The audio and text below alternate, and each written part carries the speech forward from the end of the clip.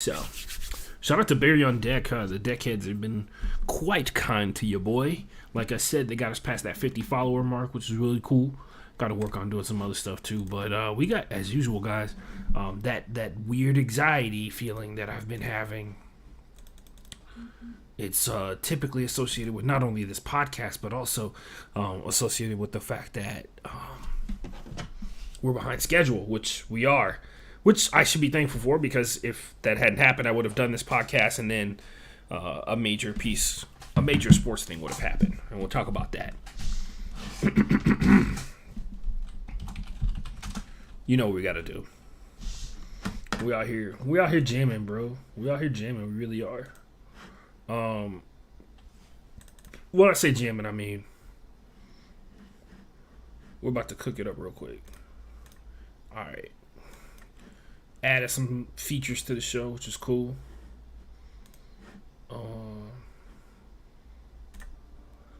Got this jam popping.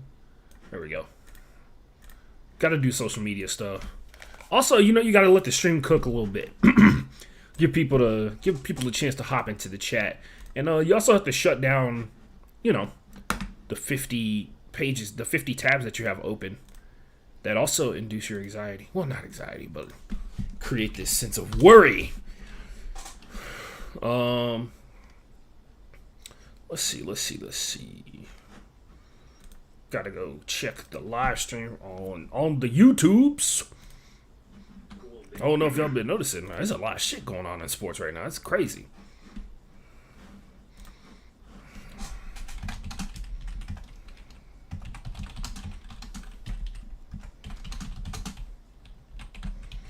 Watch live at the links.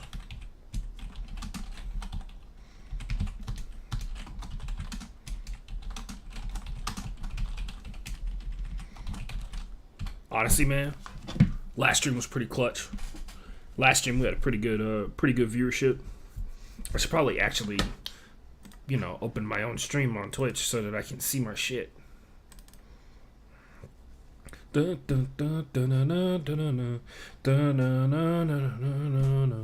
Sorry. Gotta get that popping off.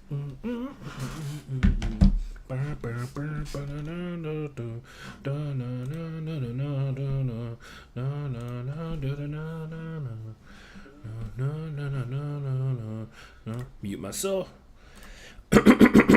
Let's see. I'm trying to get the social media tweet up.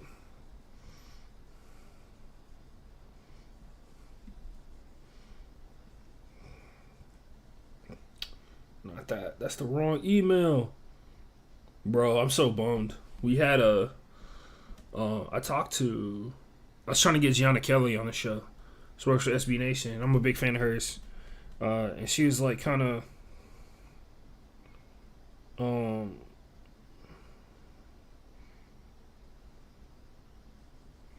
yeah, so anyway, she was supposed to come on the show. And she's supposed to come on the show and just fell off the map. You know what I mean? Got a new follower. That's lit. Sorry, I'm trying to look at a stream summary. Has 6 new unique viewers on the coin flip bracket that we had. Had a coin flip bracket that we picked on actually yesterday. It seems like it was Tuesday, but it wasn't. Study hall was pretty dope. Anyway, girlfriend's on spring break, so my schedule's all kind of wonky. But Broke Boy Sports Podcast, and then we just need to, do the thing. We gotta do the thing. Copy and paste thing.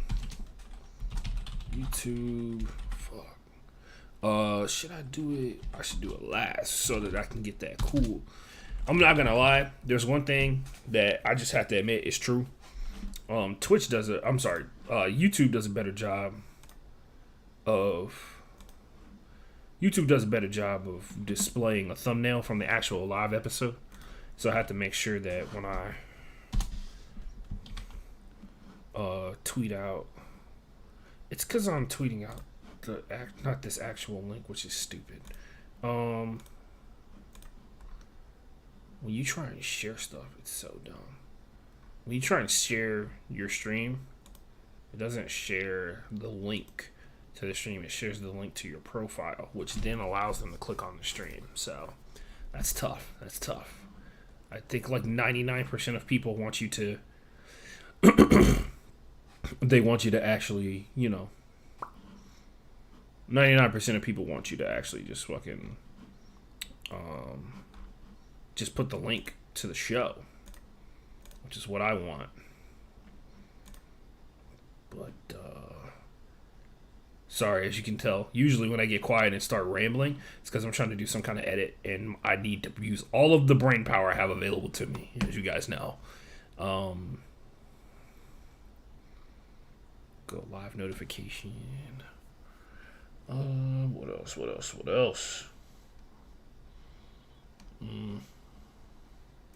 Yeah, we're in the English category. Bro. Ain't no way. By the way, if you're looking at the free agency ticker, just so you know, it's not every team. I did not have enough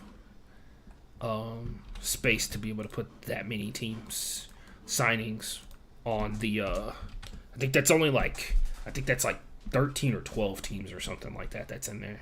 So it's like half the league's in there.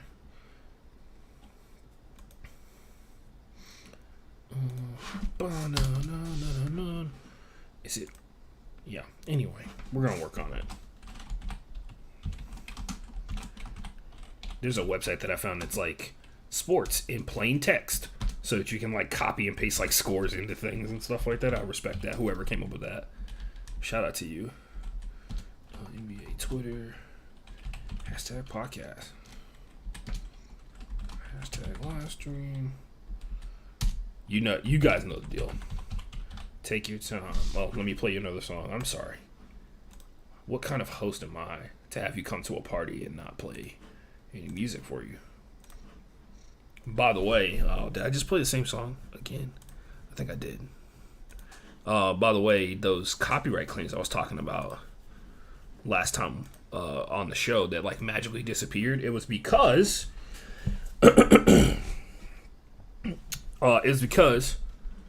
the same music company keeps lying about having me using their songs, and I'm literally not.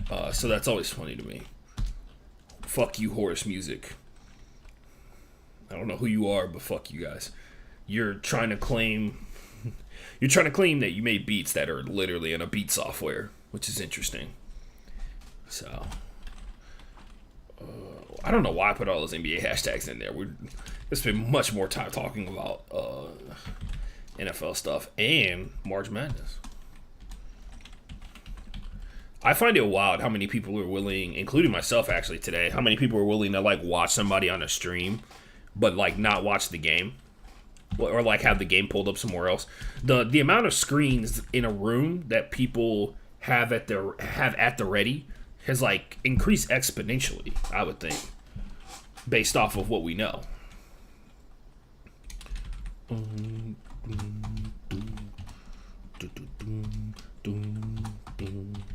Yeah, so that's interesting. It really is. Man, this WNBA player definitely retweeted a podcaster that I follow, or a podcaster that I used to be subscribed to, who like retweeted some he tweeted some anti-trans shit, and I was like, oh wow, I like subscribed to that guy's podcast. I'm out. So that was fun. That's what I did today. Kidding. I did a lot of other things. I like to tell myself I did other things, but this takes up so much of my time. Even the stuff like I wish you guys could see the document before Friday rolls around, and then all the stuff I add on because things happen. Because it's a lot. I think it's personally like a lot. But like I keep track of sports every single day. But for some reason Friday is when I have to add the most stuff to it. Guess it's when the news dumps happen and shit. What else did we talk about on this show today? We do have both of the hydration breaks, by the way. So,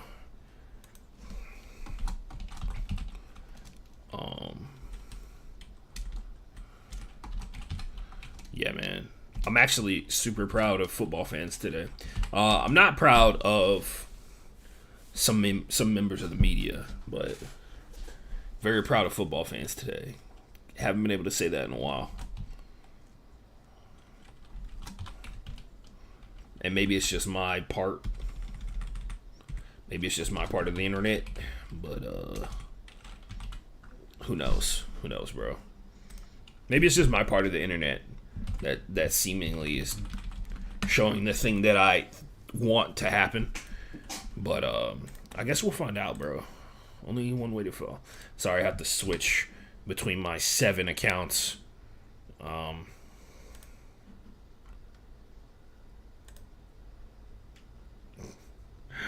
funny as fuck. Sorry. Somebody I know tweeted that Daredevil is a better show than WandaVision and Loki, and I literally don't have time to have that argument on the internet today because it's honestly not even close. That WandaVision and Loki are better than Daredevil. But you can just say that you like Daredevil, you know what I mean?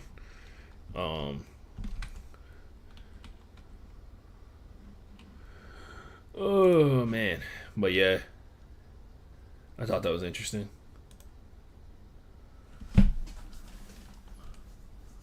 Yo, man. I showed my Facebook on last week's or yesterday's stream because I had to post about the show or whatever. Tough stuff, guys. Tough. Let's see. I love how we've gotten to this point. We're at a bad place. We're at a bad place when it comes to sports for some of you with your bracket. I would like to say the coin flip bracket is probably doing better than like 90% of the people who watch this show. We'll get an update. We'll do an update to start We'll do an update on the coin flip bracket to start the show because I know that's what the people want. I know that's what everybody came here for. I'm sure. If you got any hot takes, any questions you want asked on the show, drop them in the chat, baby. I got you. I may not be all knowing, but I always got something to say. I have a friend who just like you. I have friends who just like you say crazy things, Ashton, and I don't know, people like you hear the show all the time, and I think I'm pretty much my genuine self when I'm on this show. You tell me, do I say crazy things? I don't think I do, but I will also point out that a lot of the times I'm not all that far off on some of the things that I say. I'm in the 72nd percentile right now, by the way. My 2 brackets are separated by a mere 10 points, but one of them has a much smaller ceiling that is possible thanks to the South Dakota State Jackrabbits. So, yeah, we'll talk about it. We can even look at it, as a matter of fact. Both of my brackets have a pick in danger of losing. What a shocker. Is it? It has to be. Yeah, so.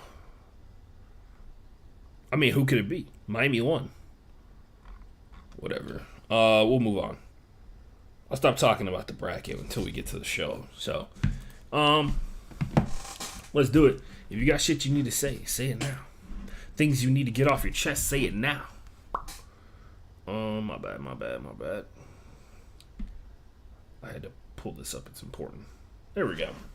All right, let's get the show started. How long was the warm-up? How long was the warm-up today? The warm-up period.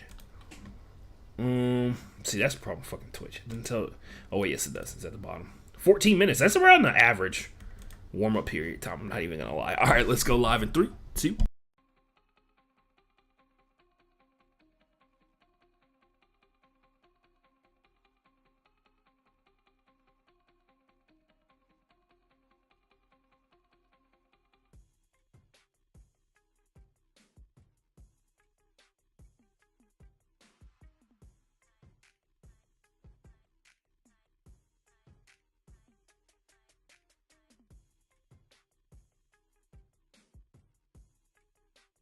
Ladies and gentlemen, boys and girls and everybody else in between. My name is Ashton Gene Lewis, and you are watching the one, the only Broke Boy Sports Podcast. And shout out to everybody who is either watching right now or is watching somewhere in the future, whether it be distant or near.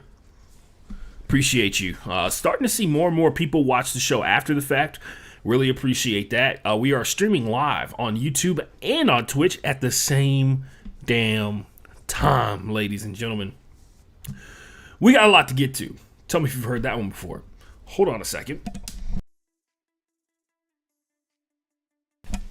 What a time for me to cough for the first time ever today. Love it. We got a lot of stuff to talk about. Got a lot of stuff to get to. I did a new camera feature, and I did a new edit, and we'll see how it works out. That is coming up. I did a top 5 of. I think it's a relatively important top 5, and if you're a sports fan, you can probably relate to this on many different levels. We'll find out. Only time will tell. Other stuff going on. Found it very funny that this one guy who. So the NCAA tournament's going on. And, you know what? I'll start here. This is a funny story, and then we'll do an update like I promised of my bracket. So we have an update of a bracket, not my bracket. Don't know what the video buffering thing going on is right now, but I apologize. Anyway, we start off here. There's a guy that I know because he plays Quidditch or whatever. And I guess he doesn't understand like copyright law. Because his first idea out the gate for the NCAA tournament, a property that costs millions of dollars for the NCAA to put on every single year, and I'm trying to pull up. Trying to get to. Wait, here is it. What's going on here? What's going on here? Hold on, there it is. All right, so this is a guy I know. His idea for day one of the NCAA tournament. He's like, I'm gonna get on Twitch, and before I go work out, I'm gonna stream games. He legitimately screen captured games for like a couple of hours, and on his Twitter account, he said he was gonna come back. And actually, I want to check because I feel like I know exactly what happened, and maybe he's got more followers than me on Twitch. He's got 87 or something like that. So.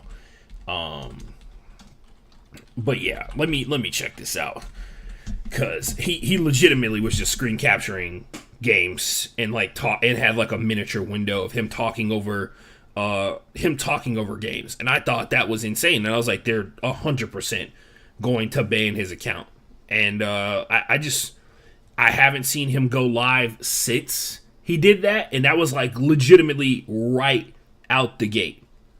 Like, right out of the gate. He went, like, it was game one, the first day of the games and all that kind of jazz like that. So, I was just kind of like, wow, that's kind of insane, my dude. Like, they're definitely going to pull you down and shut your shit down. And I'm trying to see if that's what happened. I guess only time will tell. Hold on. Let's see. But, yeah, he was, like, streaming full-on NCAA games. And I thought it was wild because it's just, like, that's like rule number 1, right? Like, that's copyrighted material. It is a fucking it's a broadcast, like an actual TV broadcast. If everybody, don't you think the internet would just be filled with people streaming games to get followers and stuff like that? To like, you would get hundreds of viewers in streams just off the simple fact that you were streaming a game that they probably didn't have access to, that's not regional, that's either not regional or they just don't have cable, so they can't afford, or they didn't purchase cable and they can't watch it, right? So I don't know, like, where he was like talking about, he's like, I want to be the Scott Hansen of the March Madness tournament, and we're gonna come back and we're gonna watch a bunch of games and stuff like that when I come back from the gym. And he hasn't gone live since then, and I was like, yikes.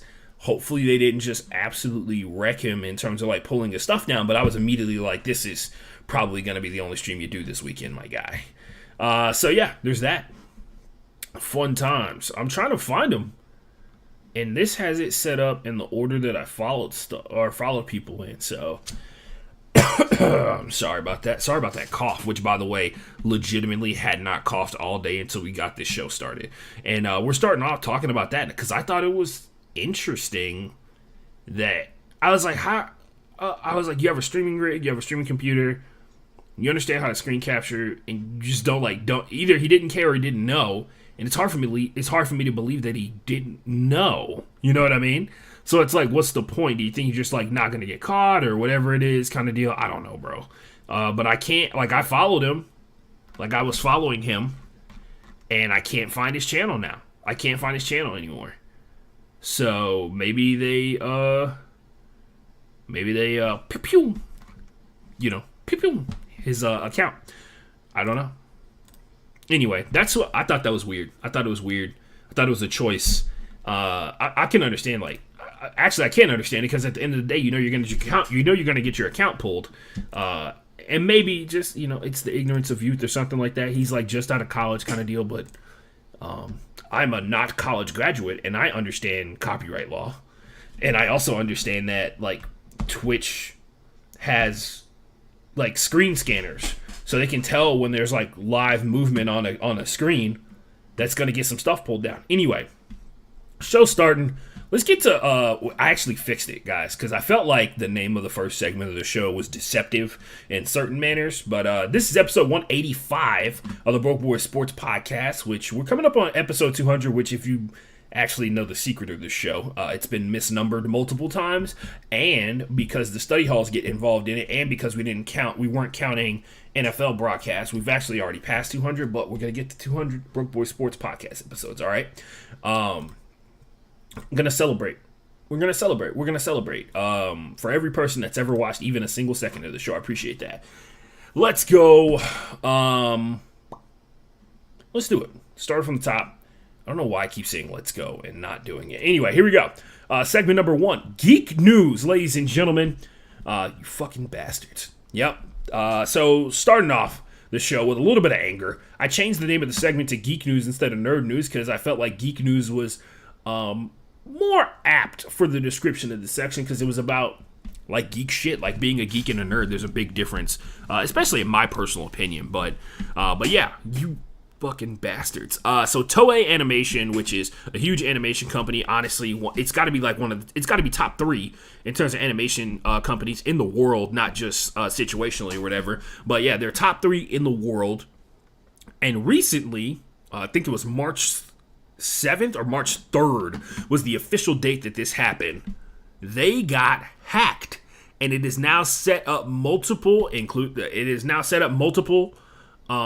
shows by Toei Animation to be delayed indefinitely in some cases. So I know this Dragon Quest show, which I don't watch, The Adventure of Dai. This Dragon Quest show is been delayed by at least 3 weeks because they had to run a rerun last week to fill the slot that they had before, which I'm assuming is what's going to happen with all these other ones. But yeah, they had a breach, and they're trying to make sure that there was like no user information that was improperly obtained by anybody. And also apparently it's made it extremely difficult for some of the animators to work because of the information that has been modified in some way, shape, or form. I have no idea how Toei Animation sets their servers up or what servers were actually attacked, right? Because if I did, they'd probably kill me. Who knows? But the biggest one on this one is obviously if you pay attention to me on like social media or talk to me in general or know me as a person, One Piece. One Piece being delayed is the most bullshit thing of all time, and I feel like this could have been perpetrated, this hack could have been perpetrated by big fans who wanted to do, some people were talking about how there may be people who are upset with the pacing of the story for One Piece because One Piece is now it's surpassed 1,000 episodes as an anime. And let's be for real, just like everything else, especially in modern day media, you could cut some stuff out. Like there's literally the story that they're telling has expanded almost 2 decades at this point, and it is ridiculous on a whole lot of levels. The English dub is like 300 episodes behind on what is happening in the actual Japanese animation subbed show, which is what I recently transitioned to just because I enjoy One Piece that much. The English dubs were taking forever, and the English dubs took a like 5-year break because they tried to pretend that people weren't interested in One Piece in America, even though it's like one of the most popular animes worldwide. And One Piece being delayed, on top of the fact that this show has got like a long, elaborate history of like filler episodes, a lot of backstory for each one of the characters that you come across in the course of the show, and how annoying that can be at times, because there are some people who literally, like, their backstory, it doesn't connect into the major story and the main story overall. It does do a good job of bringing concept into the world, but it does, like, when they do a character's backstory, they typically do it right before some huge event is about to happen, and it's a way to like create more suspense, allegedly, for the storyline to happen, because you'll be ready for like a huge fight between Luffy and some other key character, or some other key quote unquote villain, because like honestly, like in the show, there's no like good guys or bad guys. There's just like pirates and the Navy and all that kind of stuff like that. So they'll wait till one of the big battles is about to happen, and then all of a sudden it's randomly time to find out the backstory of one of these characters that you sometimes you're not even asking for it, right? But it has been the backbone of extending this show hundreds of episodes at this point. Straight up. And that's just how they want to tell the story. I can get how people would be frustrated. I can also understand how the One Piece could be on the verge of telling one of the best stories to ever be featured on TV in terms of like expansiveness, overall, in terms of like the depth of the characters, in terms of like just the actual objective of the show. If you're not familiar with One Piece, it is a show about a young man by the name of Luffy, Monkey D. Luffy. He lives in a world where there are these fruits that you can eat, that one person can eat, and they gain strange abilities. For instance, Luffy's ability is called the Gum Gum fruit, and he has the abilities and properties of rubber. So he can stretch ridiculously long lengths, and his body is like basically bulletproof because it bounces off or whatever, and it's about his journey to become the king of the pirates. And in their world, they live on a planet that they live, I mean, it's not even Earth or anything like that. They don't even name the planet that they live on, but they live on a world where it's mostly water, and and most of the countries are split up as islands. There's no like one large mass of land like we have in terms of Pangea. It would be as if most of the world was like Australia. Like each country was an Australia-sized place or whatever, and varying sizes. Like Australia would be a big country, and then varying sizes throughout, right? And the islands of Oceania. His journey, it's about the journey of him to find this thing called the One Piece. And it is on an island that is at the edge of their world, that only a few people have ever even gone to. And it is the journey of him and his pirate crew that he builds up, because he starts off and it's just him and like a little rowboat, and you see his progression. To becoming one of the most infamous pirates in the world that he lives in, right? And that's a huge adventure, and it's a ton of fun and stuff like that, but it takes like over a decade for that to happen. And it's a show that's so long and expansive that people make jokes about how long it is. Like there was a meme going around where it was like the man who was slowly painting himself like a clown meme, and on the side of it, if I started at episode 1 of One Piece, and it's like him with like a bare face, and I watched 32 episodes, if I watch like 17 episodes a day for the next 3 months, I'll be caught up to like this one period. Like I'll be halfway through it or something like that. And it is over 1,000 episodes, and there's been very few animes who have even reached that milestone marker, right? So it's a huge deal. Anyway, it being the One Piece being delayed is massive for like not only the studio but also for the fans. One Piece has a massive fandom that is across the globe. There are even NFL players who are fans of One Piece. So, Mac Hollins, by the way, if you don't follow him, he's a huge nerd in general.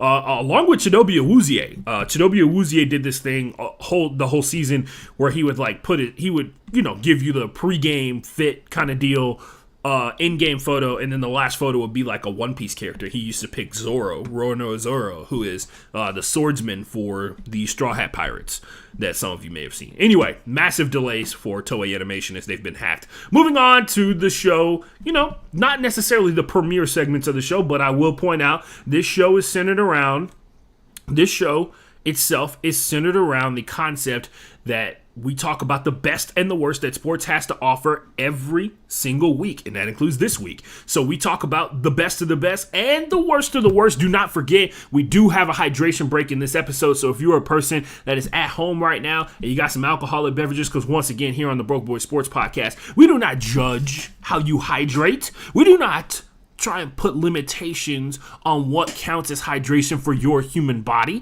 I don't know you like that. So if it is whiskey or if it's water, it is welcome to the hydration break, which is coming up after we discuss best of the best right here on the Broke Boy Sports Podcast. What we got? Oh, right. The thing happened. The thing. You guys know. Deshaun Watson no longer a Houston Texan, and that's not actually best of the best. The best of the best part is the reaction of fans. And I'll explain it like this. So Deshaun Watson, if you guys don't know, is currently embroiled in a situation where he had it's capped out at 22 individual lawsuits claiming sexual assault from a flurry of massage therapists that Deshaun Watson has, for some reason, seen for one or another to get a massage or whatever it may be. It's recently come out. That there have been sexual acts that have been happening during these massage therapy, these massage situations, and that's what these women are suing about. There are people who have said that he reached out to them through Instagram, all kinds of stuff like that. The allegations, some of them, 10 of them, were brought up, and we'll talk about this a little bit later on too, because it comes up multiple points during the show. But there were 10 of those allegations that were brought up on felony charges for sexual assault. It has recently come out that, I think it was Monday, it has recently come out that there will be no criminal charges filed against Deshaun Watson. That does not remove the civil lawsuits, because the burden of proof for a civil lawsuit is significantly lower than that of a felony sexual assault case, right? The thing that I wanted to be a part of Best of the Best is when this trade was announced, a lot of people were tweeting as if they had one fundamental thing on their mind, and it was that they believed the women that accused Deshaun Watson of sexual assault. I thought it was a moment where I was like, wow. I sat back and I was kind of like looking in the comment section like I'm not supposed to, but I do all the time. Hold on a second. I am dying since we started this show. I was looking in the comment section of multiple tweets. I looked at some of the reactions. There were people whose tweets that were commentary about how if Deshaun Watson had one of these situations on tape, he would be done permanently kind of deal in the NFL, which I doubt is actually the case. Let's be for real.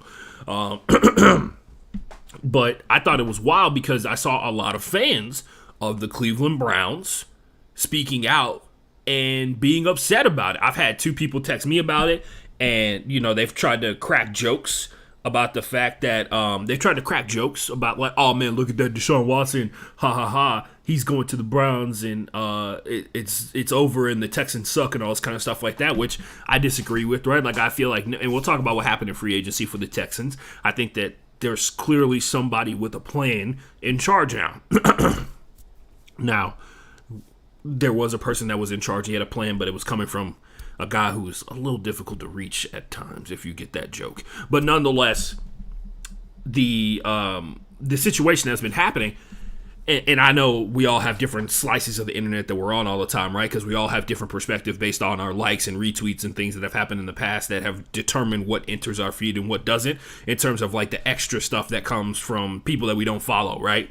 And in some cases, you get more stuff in your feed that from people that you don't follow than the people that you do follow, regardless of how much they tweet, which is weird. But yeah, no, I thought I was really impressed overall, because quite frankly, there were a ton of people in the comments who were like, oh, damn, like, I don't want this guy on my team. Like, I don't want this guy representing the team that I like, because one, there's still a situation where he could be charged or he could be found guilty in some of these lawsuit situations. And then two, there are people who like just fervently believe that he did things wrong in the course of those massage therapy events. And a lot of people just using like basic understanding, like they don't believe that you could have 22 cases of sexual assault and nothing happened. Nothing illegal happened, right, between the two people that were involved with it, which is a legitimate point to be had. It is at the very least a pattern of behavior.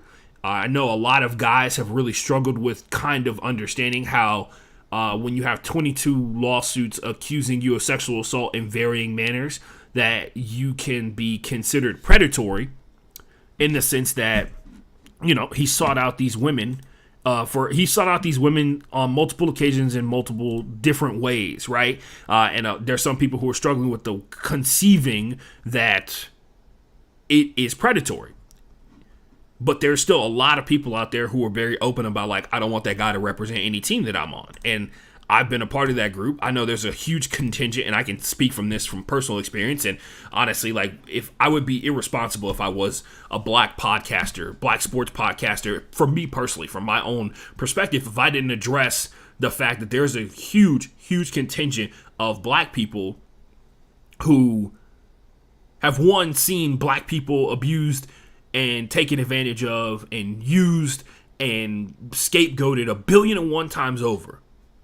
And so their natural reaction when they see something like this, especially from a black man, a young black man who had a ton of talent in the world and who just so happened to speak up about how he doesn't want to play for a white man's team in Cal McNair, in the McNair family, a white man whose dad, who we know, and really we don't even have to talk about Bob McNair. We could talk about Cal McNair and the situation with the charity event, right? We could talk about how he made like the racist Asian joke at the charity event.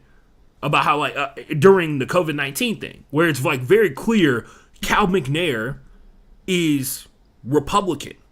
And so he prescribes to, like, what many would consider a different version of the world. He's a rich white man and has never had to, like, contemplate what real adversity looks like, right? So he legitimately cannot relate to other people. And you can even look at, like, scientific research that shows that over time, after having money for a long period of time, like, certain human beings like lose their compassion for other people.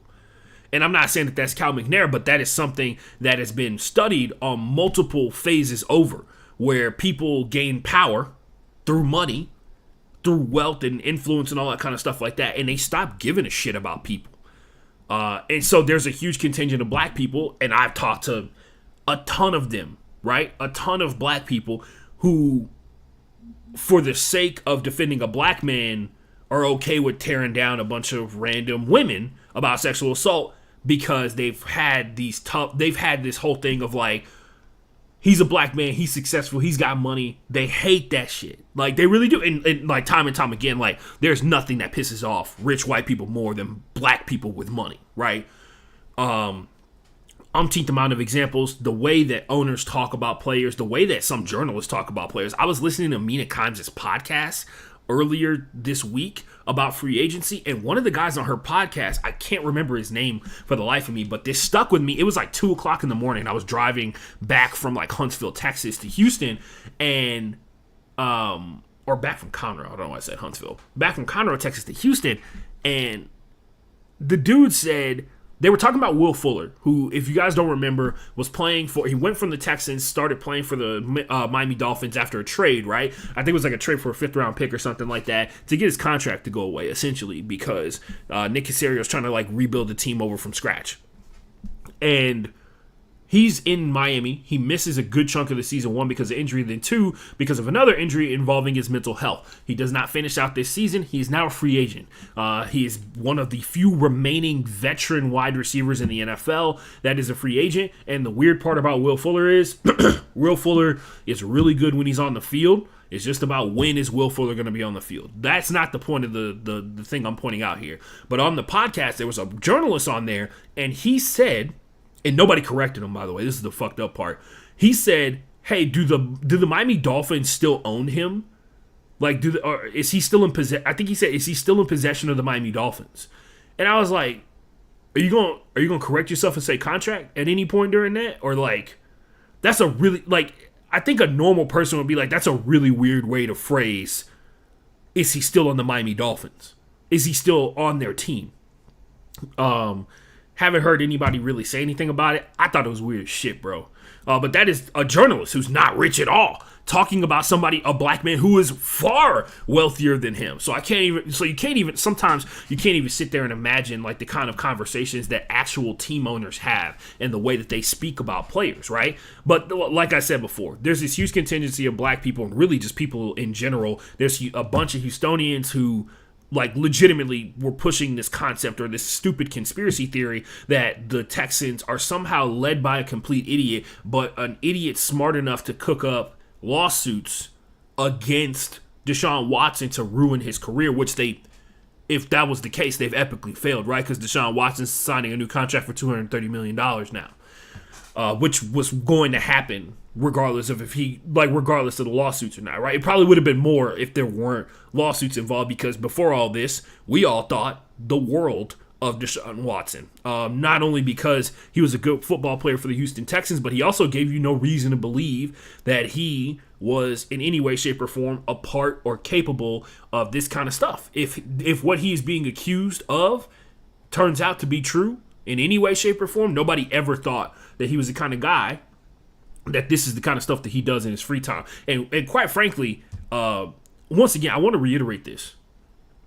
I find it strange that Deshaun Watson just did not go to a sex worker who would do all this stuff for money. Like, it was very strange to me that if what he's being accused of is true, that he went to massage therapists to get this done. Because I feel like there are a ton, he can go to a city. Deshaun loves to go to Miami. He can become a Vegas guy. There are escorts in Vegas that he can go and talk to about this kind of stuff. And they'll actually be able to do it 10 times better, I'm sure, than any massage therapist that he's trying to holler at on Instagram. And it's so strange to me that this is the situation we're talking about right now, because there were so many, and just like any other situation involving sexual assault, right? There's a billion and one things that you should have done before you got into this situation, right? But yeah, going back to the best of the best thing, I felt like the Cleveland Brown fans on the internet, from what I saw, I will point this out. When the news broke, I hopped into a Twitter Spaces of a Browns guy that I follow, and I don't know if he works for SB Nation or not, but I hopped into Twitter Spaces and they were like losing their mind. A bunch of people hopped into the Twitter Spaces and they were only talking about, oh man, we're so lucky that we got Deshaun. And I'm like, wow, man, y'all still don't get it. We'll talk about that a little bit later on, because there's actually a segment dedicated to that whole conversation about like the way people were talking about this Deshaun Watson thing. Because there are people who are doing it correctly, there are people who are doing it incorrectly, and there are people who are they were talking about it separately from one another, and I feel like it's feeding people's perspective in the sense that people are trying to get away from Deshaun Watson in the assault allegations, right? Because there's people who are talking about the business, the football aspect of Deshaun Watson, the football player, and then there are people who are talking about how fucked up it is that he's got these allegations hanging over his head, and that his career is still being allowed to continue and all that kind of stuff like that. And then there's people who are like completely ignoring it, and then there's a collection of people who are doing both at the same time. There are a collection of people that when they write Deshaun Watson's name, they write about the sexual assault allegations every single time, because it's a part of what's going on. And it's gonna continue to be a part of what's going on, and it should be a part of what continues to go on, because you know what? It's a part of a segment later on. Anyway, I thought best of the best was the Cleveland Browns fans that I saw on Twitter. I know it's not all of them. I don't even know if it's a large percentage of them, but the few that I did see reacting to the situation, some of them were like talking about it from a business perspective, and they didn't like the situation that was going on. But there was a good chunk of people who looked like they were men on the internet, right? Like they looked like their avatars were men. And there was a good chunk of women who were just kind of like, that's fucked up. They didn't want their team associated with that, and I thought that was cool. Anyway, on that note, we take our first hydration break of the show. When we come back, it'll be time for Worst of the Worst. I can't imagine what Worst of the Worst could be after this week's pretty dark Best of the Best. We will take a quick break here. I'll play a song for you from Christina Gukas. Shout out to her for providing all the music on this show that you hear and love every single week. We got Visions of a Legend coming up for 3 minutes and 9 seconds. I am going to hit up my Power Juice, which if you know me in person, I've gained a crippling addiction to Mountain Dew Rise. So I'm going to hit that up. And when we come back, we will continue to talk sports right here on the Broke Boy Sports Podcast.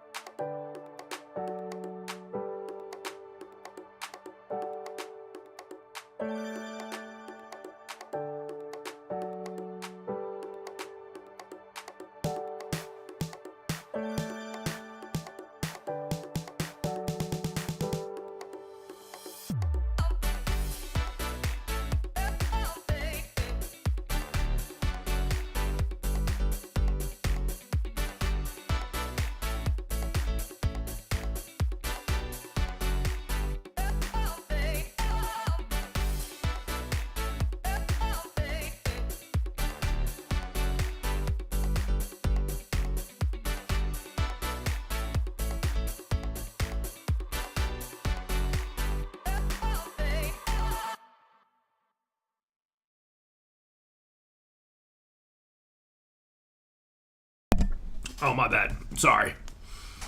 Chuggy Mountain Dew Rise. For the gram. Not for the gram, actually. I have a OnePlus, and it's been kind of fucking up lately, but whatever. By the way, I just got my notification. Don't forget, check your NBA fantasy basketball lineups, because I've been fucking mine up the last week and a half. I'm pretty sure I'm not going to make the playoffs now because of the last 2 weeks. I started out pretty badly, and then I started off poorly this season because I had a heavy amount of injuries to start the year. I had lost Devin Booker at one point, lost James Harden multiple times over because of the trade, and then James Harden also started playing poorly for the first time ever in his entire life. I lost Lonzo Ball. Who else? Had to make some tough decisions about center position. Obviously, been sticking with the legend himself, Al Horford, who's had one ridiculously good game this year. But yeah, it's tough. Don't draft glue guys in fantasy basketball, guys. They do not have points for glue. They do not give out glue points in fantasy basketball. Sorry, let me fix these cords real quick.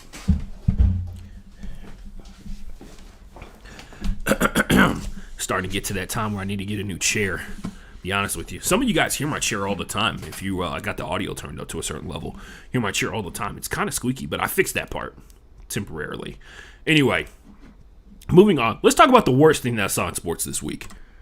Here on the Broke Board Sports Podcast, it's the same title from last week because we have a horrifying update on the Brittany Griner situation. Turns out she's going to continue to be detained until May 19th, which means in totality she'll be in Russian prison for 3 months.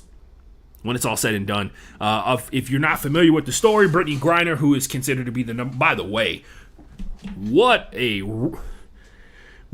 this update came out, and I think the ladies who watch the show know this very well. I would also like to point out I almost exclusively make sports content on TikTok, and most of my viewership and more than half of the people who follow me are women. So I don't know what the deal with that is because I definitely don't make like the typical content you see from female sports content creators. So I don't know.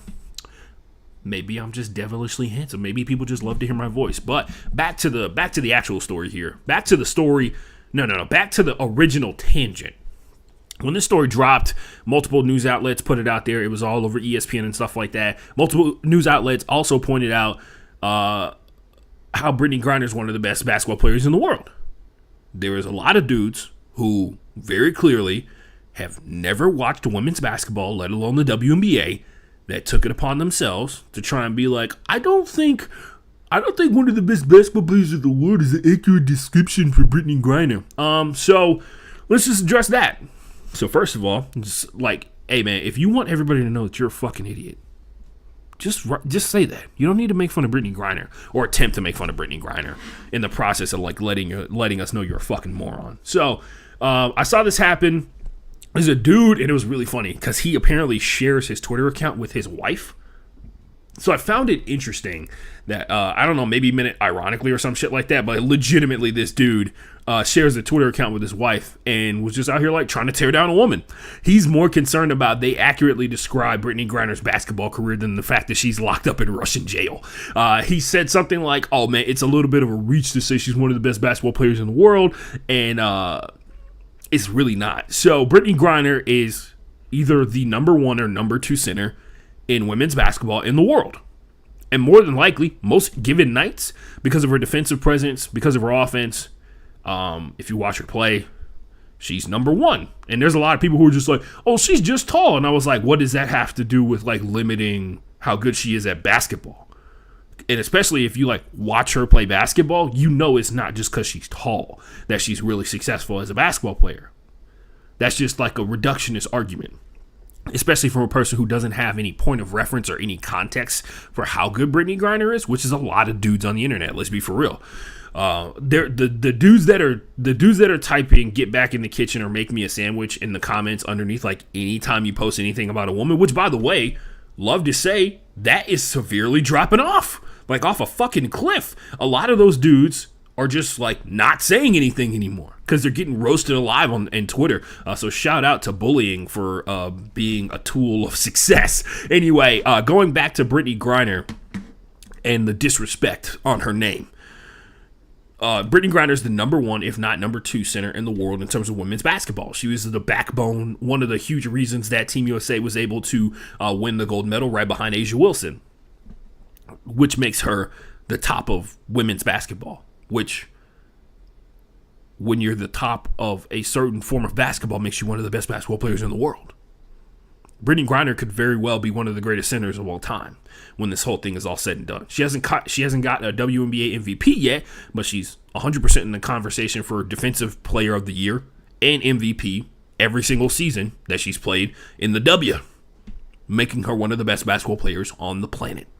So, going back to her story, there was a situation where a drug dog sniffed some vape cartridges that were hashish oil, which is like highly concentrated marijuana, if I'm not mistaken on that. It's the shit that you use for...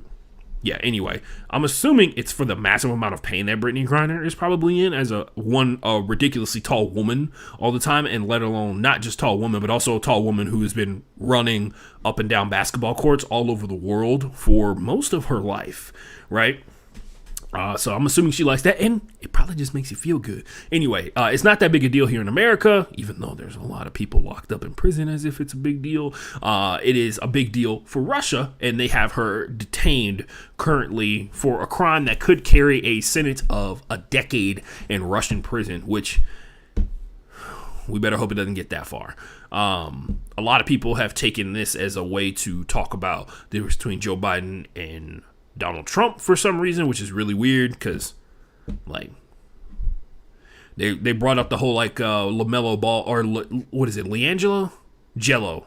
They brought up the whole Jello situation where he was playing for UCLA and they went into the Gucci store that was connected to their hotel. They got caught, like, stealing sunglasses or some shit like that, and they were in prison, and, like, Donald Trump was able to talk to the Chinese government to get them released or whatever. If you can't use, like, your brain to tell the difference between those two situations, and you think they're the same, just because it's like, oh, it's an American locked up in another country, why hasn't the president done anything about it? I really can't help you, bro. Like, I really can't. I'm trying to get more and more out of the business of talking to the lowest common denominator. I'm trying to get out of the business of talking to the idiots, because, once again, the funniest phrase I've ever heard about this whole situation is, you try and fight an idiot, they'll bring you down to their level and win. And I'm good. Some of you are a lot of you are disingenuous on the internet when you make those kind of references. Some of you are not smart enough to actually make that reference and make it make sense. Anyway, but yeah, Brittany Griner is supposedly detained until May 19th, which we are assuming is going to reveal some sort of court date. I don't know how Russian law takes place. I will also say this: 3 months of Russian prison food is probably not going to treat a human body, let alone a professional athlete's body, well, especially when you're a ridiculously tall woman who's accustomed to eating as much as she wants and eating amazing food on a regular basis. So all the best to Brittany Griner, of course. A lot of people are doing this weird thing where they're complaining about how there's not enough media coverage of Brittany Griner, even though when you type her name in on the internet, there are hundreds of stories about her being in prison. There are hundreds of stories, or hundreds of tweets written about it. It's on SportsCenter. It's on FS1. It's a legal situation where the only thing about the story that you can say is Brittany Griner is in jail in Russia. There's articles written about the political officials who are trying to keep it quiet that they're working with the Russian government to try and get her freed, right? Because making it a big deal is a sign of weakness on the part of the Russians, and they don't want that type of shit, so it could actually fuck it up if we do talk about it more. I think that there's it's so weird, and I feel like an asshole talking about this because this is going to be the second time. This is going to be the first of 2 times where I challenge the people who are calling for more coverage of a horrifying situation where women are the victims, right? If you guess what the other situation is, yes, it is that one.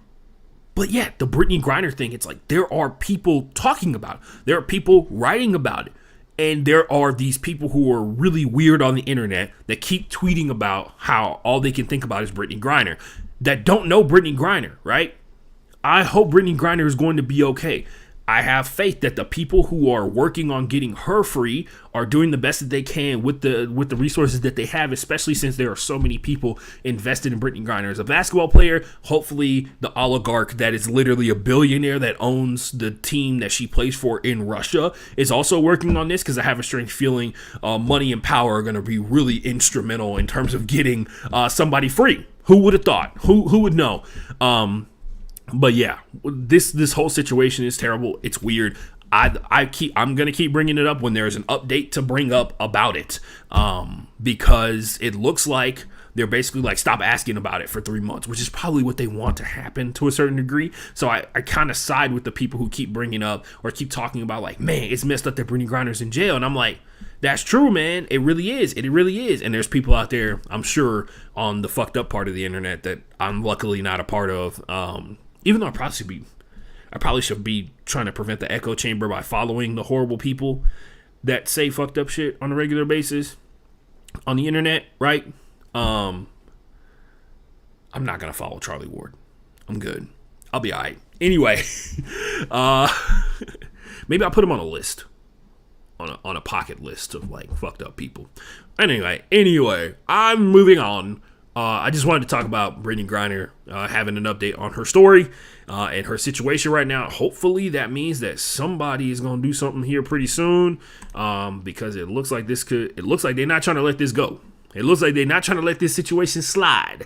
Anyway, moving on to about a week ago, a segment where we talk about the ferocity of the news cycle, ladies and gentlemen, how quickly a story can run through in the course of a week and change so drastically here on about a week ago. It's back. So last week, Deshaun Watson was untouchable as a NFL player because of a looming criminal charges against him, 10 looming criminal charges against him. He went into court, deposition, talked to people, all that kind of stuff like that.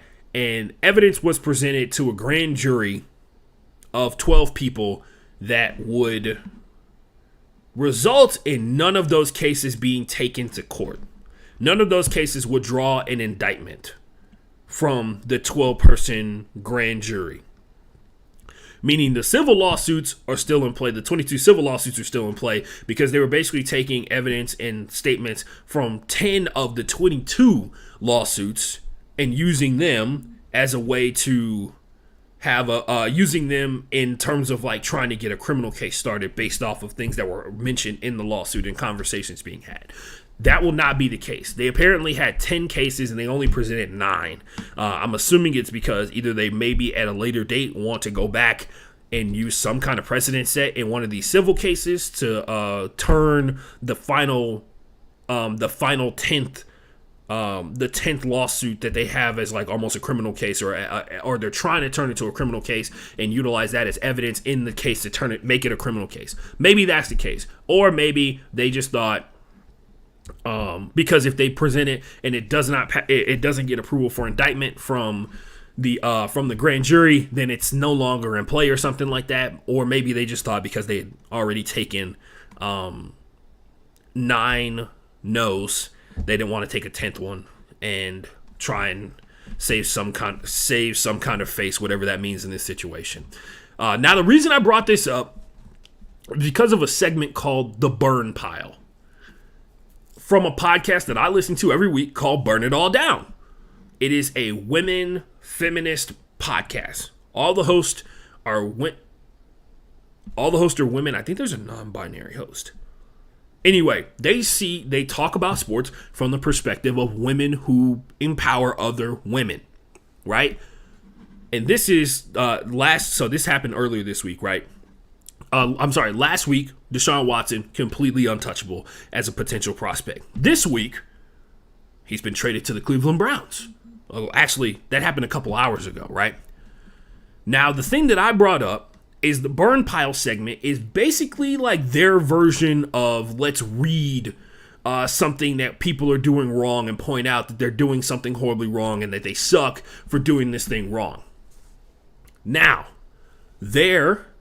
obviously, when it comes to situations of sexual assault, like we mentioned before, like I talked about, right? There's that 4 categories of people. The people who are completely ignoring the fact that Deshaun Watson has allegations that he sexually assaulted 22 different women at different times. The people who are only talking about that. The people who are talking about both. And the people who are talking about the allegations, but mostly talking about Deshaun Watson from his value as a football player, and even to a certain factor, dehumanizing Deshaun Watson because they're not even talking about Deshaun Watson the person, which happens to football players all the time, right? One point, Jessica Luther makes comments about the coverage of Deshaun Watson being disgusting to her. She then goes on to reference Pro Football Focus's Mike Florio, who is, if you don't know, one of the premier voices in all of sports, right? One of the premier voices in football, and then on top of that, he's also a former. Well, I guess you're never a former lawyer. He's also a lawyer, right? So he understands more so than the average person, more so than the average journalist, more so than even the average broadcaster and stuff like that about what's going on with Deshaun Watson's case. He understands what, like the technicality, what the value of good and bad depositions are, grand juries, why certain cases were pulled for the indictment, or why certain cases were pulled and presented for potential criminal cases, why other cases weren't, right? He understands how to access legal documents that we don't, right? There was a lot of disgust from Jessica Luther. She referenced how sports media is ready to move on and their writing shows it. I feel like I felt like that wasn't correct. And this is why, like I said before, this is why I feel fucked up about this, because this is the second time where I'm criticizing the people's critique. And I kind of feel like I'm getting a little too close to a group of people in terms of their perspective on what's happening with Deshaun Watson. And I'm trying to, and this is my logical point, right? This is my attempt at a logical point. The allegations are out. There have been umpteenth amount of stories. There's been countless coverage of every single one of the cases that has come out, the number of cases that have come out. I will admit there are a lot of times where there are clearly people at sports networks that refuse to talk about it and they mention the situation. And I don't like that, right? They're like that. I personally would prefer if people were just like, there are 22 sexual assault allegations out in a civil lawsuit case against this player. And that is hindering stuff that's happening in his football life or happening in his potential football career because of these things affecting his life, right? As opposed to like, well, with his situation, I even have had it happen when I've had a guest on this show before. But what I cannot accept is people saying that nobody's talking about this, or people are trying to move on from it before it's over. People are trying to move on from the 10 criminal cases, yes, because there is nothing to be done there. There's no longer a story to be told, nothing to be written other than there is no indictment of those 10 cases, right? There are still 22 civil lawsuits, and I kid you not, that is literally what is in every single story since that information has come out. If you type Deshaun Watson's name in and you even look at the trade rumors where for a long time he was rumored to be going to the Saints or the Falcons, really the Falcons at one point because of a tweet that Kyle Pitts sent out, and then of course the Saints and all that kind of stuff like that. He had 4 meetings and it was between 4 different teams. It was like the Panthers, who obviously aren't in the sweepstakes, the conversation to get Deshaun Watson because he's with the Cleveland Browns, but they were the first to bow out. Then the Saints, the Falcons, and the Browns. Well, the Browns originally were told that they were not a place that he wanted to go, right? And that's changed. That obviously changed. But yeah, like I feel like, and just like I said in Best of the Best, the comments that you see on Twitter, which I get it. There's a whole collection of people who are like, oh man, Twitter's not real life. Social media is not real life. I disagree with that as well. Because there are people who live and die and eat and live in a house off of social media. So it can't be fake. I get what you're saying in terms of like people act fake on this app. People say things that they wouldn't say in people's face. People act completely differently than who they actually are on this app. Yes, deception is a part of life. Deception is something that is within a lot of different human beings that some people lean into to a certain degree, right? Like we're not 100% ourselves when we go to work. And so people do it on social media to even a higher degree, right? That happens. I'm not here to argue that. But the comments on social media, in terms of like what I saw, like I said, it was good enough for me to say that's Best of the Best, because there's a lot of people who are just like, I'm actually disgusted that the Browns would even engage in this kind of situation, right? But I felt like it was really messed up, and I mentioned it on Burn It All Down because they keep me abreast of a lot of stories that I just flat out don't see because of the lack of coverage of women's sports. Like, for instance, the March Madness tournament for the women's tournament this year, right? They are getting upgrades in certain situations, right? Like they are getting more TV coverage. They're getting better facilities because of, remember we talked about this almost a year ago, there was that study that was done about about how much people like different sports and women's sports. And there was an assessment of how where the NCAA is missing out on money done by an independent organization. And they found out that the NCAA is missing out on a shit ton of money because they just flat out will not invest in women's sports. Because if they invest in it, they'll be able to get more out of it, right? Especially women's basketball. And so this year, for the first time ever, the women's tournament is actually being called March Madness. I would never even knew that until I listened to their show earlier this week. So that there are a lot of times where I agree with what they were saying. A lot of times where I agree with what they have to say about how women are covered or how women's sports is covered globally. Totally understand. I agree a lot of times when they talk about the two-facedness of a lot of sports. They mention a situation about a male tennis player who basically did the same thing that Serena Williams did when she had her quote unquote temper tantrum, right, where she was yelling at the chair umpire during one of her matches. This male tennis player literally swung his racket at the chair that the ref was sitting in 3 times, and he's apparently just on probation.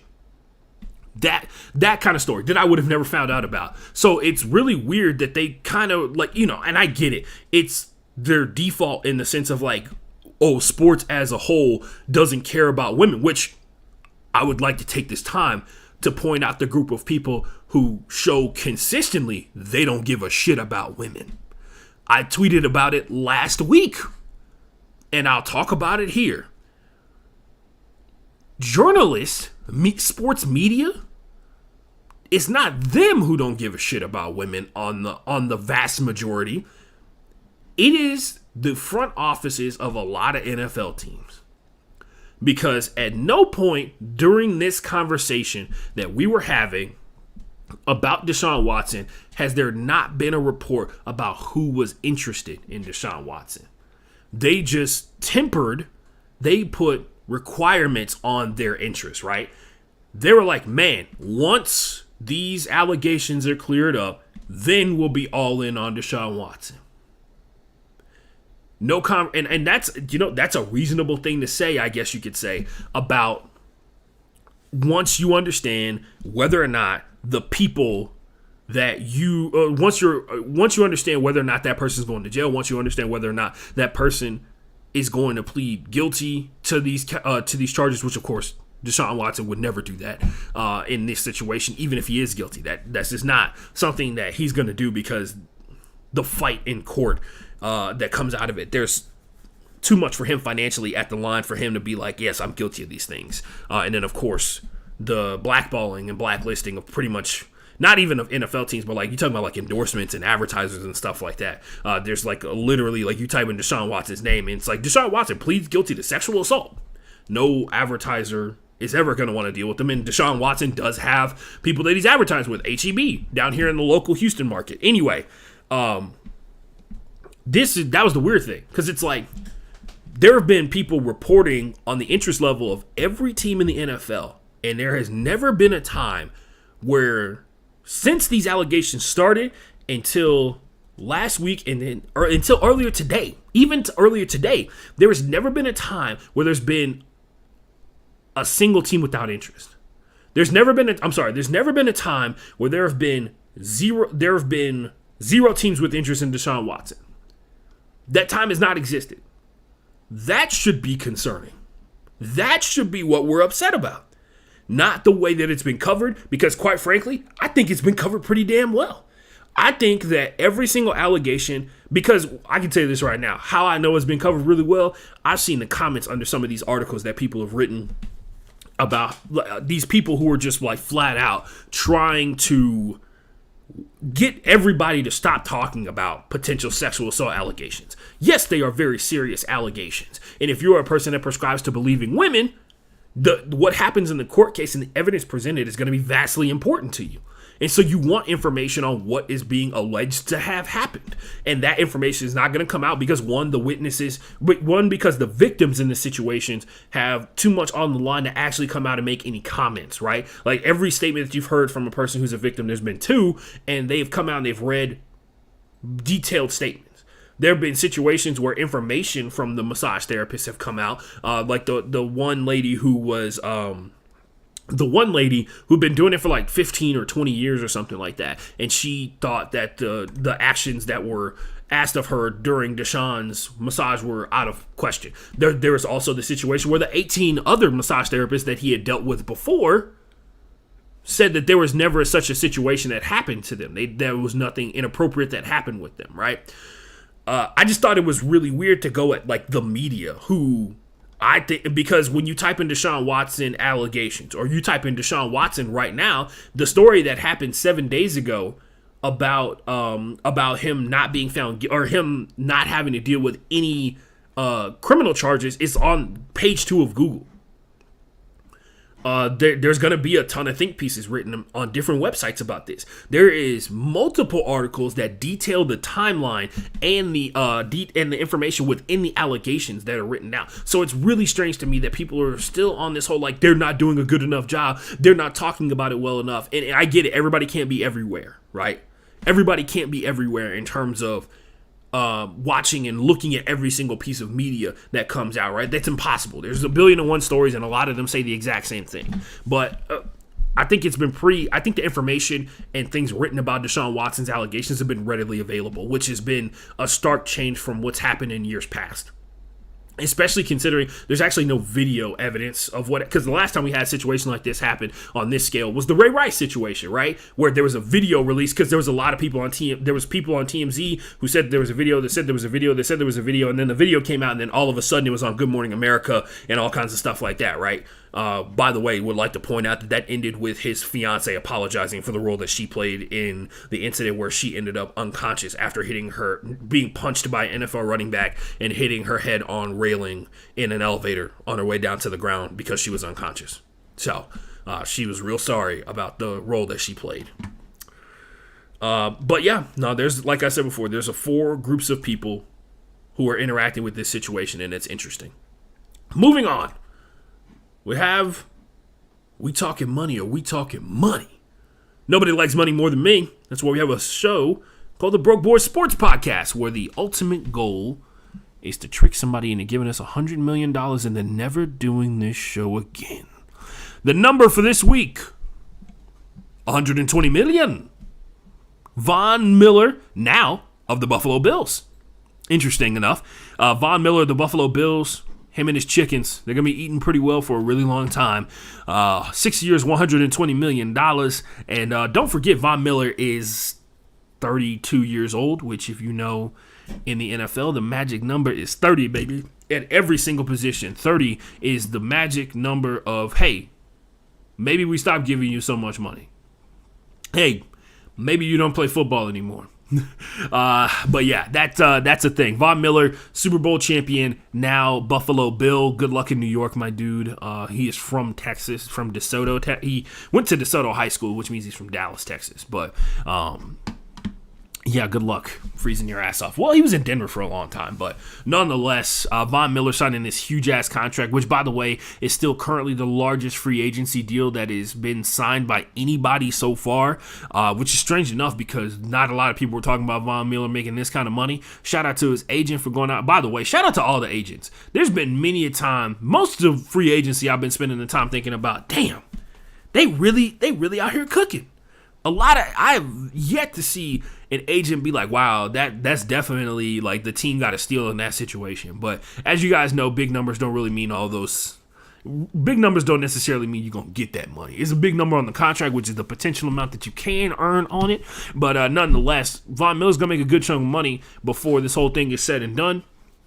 But if you want the dirty details on this whole situation, this is a 6-year deal that is backloaded. So the back end of the deal is where you're going to earn the most money. And that is the whole situation. Like the first couple of years, he gets a good chunk of money, and then after he eventually will turn 37, I think, or 30. Well, he's 33 right now. I don't know why I said 37, but after he turns 35, the average salary goes down, the cap hit goes down as well, and Von Miller still will have a chance to end up earning quite a bit of money when it's all said and done. But we talking money, and we talking money. We just like to talk about big deals, and the big free agency deal, the biggest one so far. In terms of free agents, not necessarily people re-signing or whatever, is Von Miller, pass rusher. Surprising no one. Yes, we're going to talk about more free agency deals later on. But first, media suggestion for this week. Yeah, I got one for this week. Don't worry. I got it. Check this one out.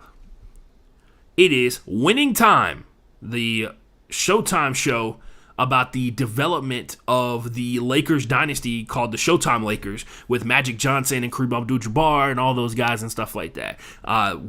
There's so many facets of this show that are absolutely stunning. The video, the way it was filmed is absolutely amazing. There's also an aspect of self-narration in the course of events that I enjoy very much so. It is also centered around not just the Magic Johnson character in this situation, but Jerry West, Kareem Abdul-Jabbar, and his transition while he's on the path to becoming the guy that I know as the old man Kareem Abdul-Jabbar, right? Dr. Buss is the main character of this entire show. John C. Reilly seems like he's on the path to winning a ton of awards after this one is all said and done. Don't know how many seasons they're planning on this whole situation to be, but the first 2 episodes are absolute fire. And yeah, they tell the story of Magic Johnson falling in love with his girlfriend Cookie, and his girlfriend, now wife, Cookie, who, if you are a big basketball fan, you've heard of her many a time before. They talk about the racism that was centered around the drafting of Magic Johnson and Larry Bird. They mention the guy who thought that Magic Johnson was coming to the team to help him look better in storming Norm Nixon. And ironically enough, Norm Nixon is played by his son in this show, so that's kind of trippy. But nonetheless, he's doing a good job too, still in the show. But yeah, check out Winning Time. The only thing I don't like about this show is obviously the title, because the ESPN 30 for 30 Winning Time about Reggie Miller and the Indiana Pacers and their time in the Sun way back in the 90s or whatever. I thought that was an issue I thought that was, I was like, maybe we don't call anything else Winning Time, because we know that there's another prominent sports documentary called Winning Time. But this show is really dope. I hope there's more than one season, because the first 2 episodes have me charged up. I love it. I'm a big basketball fan, and honestly, like anything that's like a glimpse into the old days of the NBA, I always enjoy it. But yeah, we got that going on, ladies and gentlemen. We also have another segment before we hit our last hydration break of the show. We start talking about stuff in rapid fire. So I'm going to try out a new feature here. Using hotkeys, and we'll see how this works out. I got together because NFL free agency is upon us, and that means that players that you know the name of, especially if you're a football fan. I got some ones that are some deep cuts for the football fans who watch every single Sunday and watch multiple games every single Sunday, not just their team. This is a top 5 list of players that in a couple of months when the season starts, you're going to say, oh, that's who he plays for now.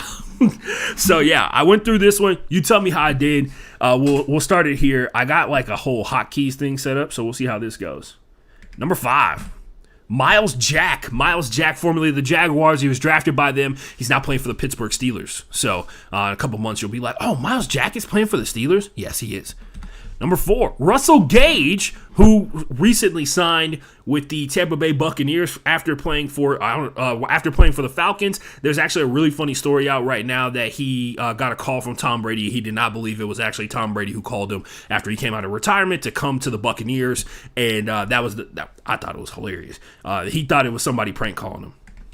Number 3, Tyrod Taylor. He no longer plays for the Houston Texans. He plays for the New York Giants. Number 2, Yannick Ngakoue, because he, one, has forced all football fans to work on their pronunciation of African names, and really, just for that fact, he should be commended for his service in the NFL. But he has also played for like 5 teams in the course of like 5 years. So Yannick Ngakoue no longer playing for the Raiders, and if you know the big news, you know why. He plays for the Colts now. Shout out to him. And number 1 on my list, CJ Uzomah, he's played 14 years for the Cincinnati Bengals. He is going to be playing for the Jets. And there's going to be a moment where he catches a touchdown pass from Zach Wilson. You're going to be like, wow, that's where CJ went. Yeah, that's all I got for that one. That's my top 5. That's who he plays for now. Moments. That's predictive. This is predictive. And some other ones I had on the list. I had some honorable mentions as well. Hold on a second. I had some honorable mentions written down on this piece of paper. Teddy Bridgewater to the Dolphins. I feel like that's going to be funny because there's going to be a time where Tua Tagovailoa's out there doing his thing or whatever. He's going to get hurt because their offensive line is still pretty bad. And then they're going to have to send in Teddy Bridgewater. People are going to be like, oh, that's where Teddy's at. Or this could be the last year that Tua is the quarterback for the Dolphins because reasons. Justin Reed to the Kansas City Chiefs. Tyrann Mathieu hasn't signed a deal yet. I would like to point out on Twitter last night, I was scrolling through and I was scrolling through, and there was a tweet about how Tyrann Mathieu has one of the top veteran DBs left for free agency, and then they were like, yeah, they were talking about like, yeah, he expects to sign a deal, all this kind of jazz like that, and then the tweet below it is Tyrann Mathieu on vacation. So I thought it was dope. I was like, yup, he's super worried about free agency, my dude. He's like super concerned about it. I thought it was really funny. But yeah, other than that, Byron Pringle. Byron Pringle is probably going to be a really good one. If I had done the top 6, I would have put Byron Pringle on there. He plays for the Bears now. He went from the Kansas City Chiefs to the Bears. And then I had Russell Gage. I had Russell Gage on there. Yeah. Oh, Allen Robinson. That might be a good one, but because he's in LA, more people might know about that. He also signed a huge deal, so people didn't talk about it. Allen Robinson now plays for the Rams after he escaped a mere 2 years later after saying he didn't want to play for the Bears anymore. And they were like, cool, bro, kick rocks. So he's out there, signed that big money deal. Shout out to him. Get that money. Also, Allen Robinson showing up apparently has created a trade market for Robert Woods, who is recovering from an ACL. And if you know Robert Woods, he's really good. He's a tall wide receiver who can catch really well close to the line of scrimmage. Talk about magic. Anyway, moving on. Other stuff to talk about. We do need to take a hydration break, our last one of the show. And then when we come back, we will finish up the show and we'll be out of here. All right. See what song we're going to listen to. Taking suggestions in the chat. If you know any Christina Aguilera songs off the top of your head, which none of you should, that would be so wild if she was popping. This is Humble Beliefs.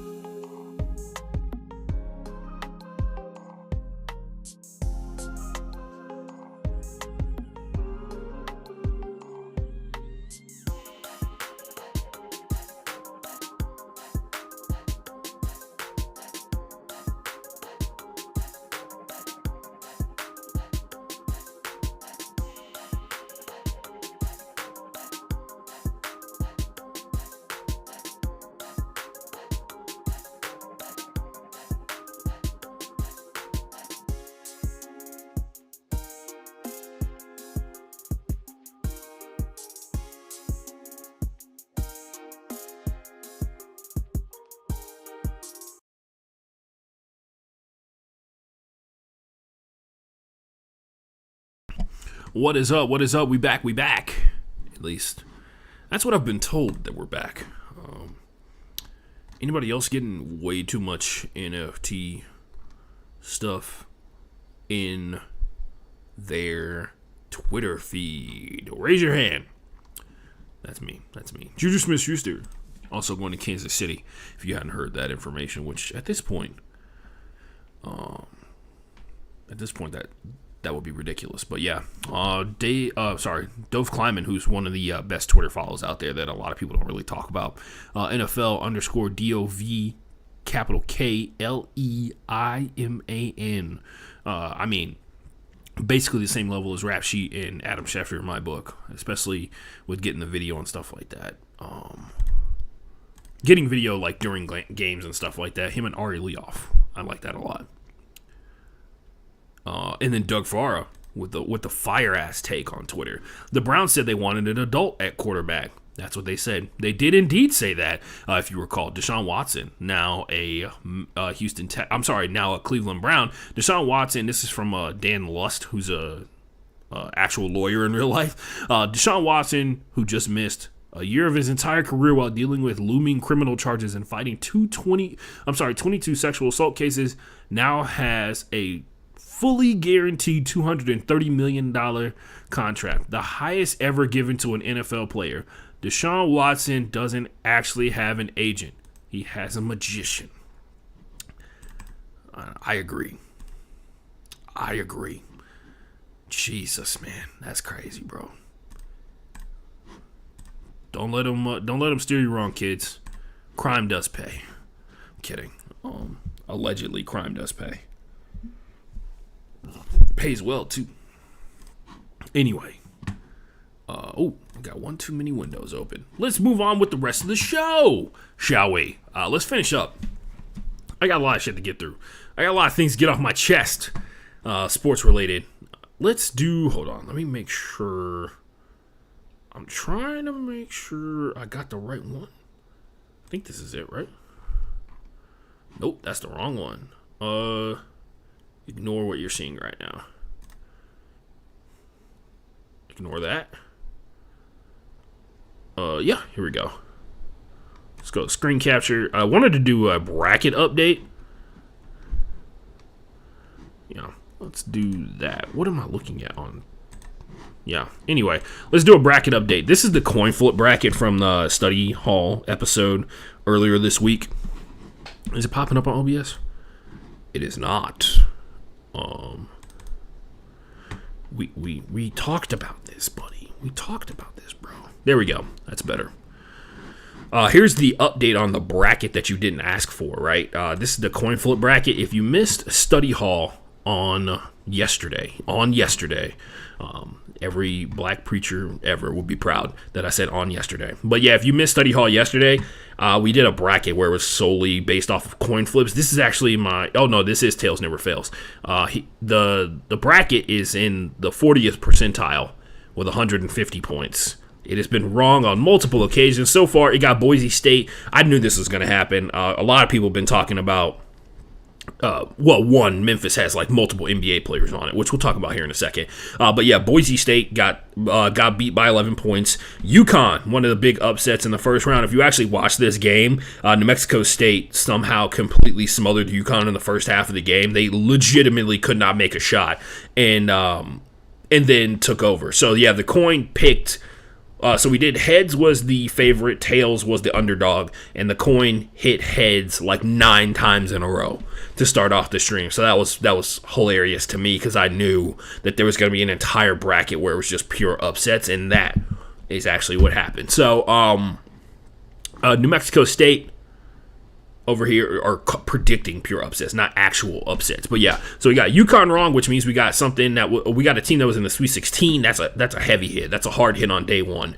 I did not have Kentucky going all that far, so that's not too bad. Alabama took on Notre Dame. Notre Dame got the dub. Don't think we picked this one. Oh no, it picked Notre Dame, so I got that. I got it wrong because we picked Alabama. So it got Alabama wrong because it picked the favorite. Texas Tech annihilated Montana State. I don't know. I guess there was a murder attempt in the course of this game. That's what it looks like based off the score. Michigan State plays Davidson, who has their former teammate on it. As a matter of fact, one of their former players on it. So that should be filled with drama if it is competitive. Duke and this is Fullerton here. This is at halftime. So Duke's up by 10 right now. Baylor won handedly over Norfolk State. Nobody could see that coming. North Carolina beat the shit out of Shaka Smart and Marquette. That was a tough one. Marquette, once again, the dog in this situation. The actual picked outcome from the coin was Marquette. It was wrong. St. Mary's, by the way, the coin got this one right. The coin got this one right. Got St. Mary's in there. It got UCLA correct. So we got the team that we have winning the entire tournament still alive on the bracket. Virginia Tech and Texas Tech. Texas was victorious. If you watch the stream, I was actually super pumped about the potential that the coin was correct because I obviously hate Texas. So I'm from Houston and, stuff. Virginia Tech taking the L there in a close one. Purdue won. Purdue was a good team throughout the course of the regular season, so that was like a chalk one. Murray State, really good play against San Francisco. Apparently, the killer three-point ability from San Francisco just was not enough. And then the big upset here, Kentucky, who we had all the way in the Sweet 16, so we didn't get hit too hard because we have Purdue winning to play UCLA, and then UCLA advances on to the Final Four that way. But nonetheless, St. Peter's beating Kentucky because Kentucky literally couldn't make a free throw. You know what? Let's look at it. Let's see. Sorry. I want to see the game stats. Close that, please. So this one was sad because... There it is. This one was super sad because if you look at the team stats... Hopefully that video doesn't play. It did play. Shame on you, ESPN. Look at the team stats. You can see it right here. Total turnovers, Kentucky and actually Kentucky had 2 fewer, but where the free throw percentage 65%, 23 of 35. By the way, they missed every free throw they had in overtime. So classic, just fantastic, right? Love that. We love that. That's how you win games, right, guys? Miss all your free throws. Arizona, a number 1 seed, which the coin predicted that Wright State would win. Not looking so hot right now for the coin, but hey, time will tell. Time will tell. Seton Hall, TCU, that one's cool or whatever. Michigan, it picked the upset right here. It called the upset for Michigan to beat Colorado State. It missed big time on Tennessee and Longwood. It got Ohio State correct, and they'll be playing Villanova. It got Villanova versus Delaware incorrect. That was brutal. Kansas versus Texas Southern. It picked Kansas correctly. Luckily, it was a 1 seed. Creighton advanced on. It picked that one correctly. Got Richmond right for the upset, by the way, the 5-12 upset, the classic upset in all the sports, in all of the March Madness tournament bracket. And it lost one of its Final Four teams, which was South Dakota State. Tough look for the coin here. They went all in on South Dakota State, and if you actually watch that game, it wasn't even close. Providence is just too fundamentally sound. South Dakota State had a couple of threes to get really close. They had one point where they were tied, but it seemed like every time they needed a key bucket, Providence came up with a stop and a bucket, almost back-to-back, and they were clutch. They really were. Even though it was really like South Dakota State was playing way above their level, and Providence kept playing at the same level throughout the course of the game, and South Dakota State was like really inconsistent. Other than that, what else? Oh, it got the upset of Miami correct, and it got Auburn winning correct. So shout out to the coin. That's the coin's bracket, and it's only what else? What are my other brackets? My brackets here. So, once again, I'm only 1 game better than the coin as of right now. So, but I still have a lot of wins available to me. So, the coin is at 1590. The max it can get is like 1590, and it's losing more by the second because it has multiple games losing. But hey, we'll do it next year, and our chances will probably skyrocket. Moving on to other things in the wide world of sports. We're going to actually talk about some more NCAA stuff, but I think I'm going to use the coin flip bracket as a tool to talk about the NCAA stuff. I think that makes the most sense, like using the tournament bracket. But there is one thing that I wanted to give you some deets about and be helpful. So there's a collection of people who are like myself who watch the NCAA tournament for more than just the games themselves, the teams playing, right? I haven't had the college I went to has not made the NCAA tournament in like 10 years. So has not made the tournament in 10 years. So I took it upon myself to look at, and I have been doing this for years at this point, it is to look at the NBA prospects that are in each one of these teams across the span of it and look at the matchups to see if there's any potential, like, games that I should be watching because there's a lot of potential NBA players in it. So tomorrow, this is March 19th. Today is March 18th, and it is 7:06 p.m. I need to get out of here.